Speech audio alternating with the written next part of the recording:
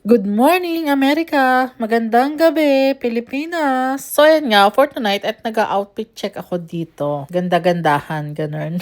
And tonight po, manonood kami ng concert ni Yumi para sa kanyang school. Hindi to yung concert na like kagaya sa atin is yung sa Philippine Arena, hindi ganun. And yan, nandito na kami sa school ni Yumi. At kasama ko nga rin pala si Ellie. Ito yung naging friend niya dito sa US kasi kapitbahay lang namin to siya. At ang subject na to sa kanyang school is music. Yes po, music tong subject na to sa kanyang school at sila po ay nagpe-perform. Pero ang tawag dito sa Amerika is concert. Parang mas i-compare ko pa siya sa theater sa atin. Theater pero hindi sila nag-acting, nagpe-perform sila. At yan nga, andito na kami sa loob at nakahanap na kami ng aming mauupuan. Dito lang kami banda sa may harapan ng stage. Ayan, medyo madami-dami na rin yung tao dito pero hindi pa nag-i-start yung concert. At usually, ang mga nanonood dito is yung mga parents din ng mga nagpe-perform ng mga student or mga friends or relatives ng mga nagpe-perform. At ayan nga, mag-i-start na ang kanilang concert. Ang kagandahan dito sa US na nagustuhan ko sa school dito is yung music subject talaga nila is music talaga. Tuturuan yung mga bata tumugtog ng iba't ibang instrument yung mga students. So ayan, nag-i-start na sila. Ipaparinig ko sa inyo ng bahagya kung ano yung tinutugtog nila.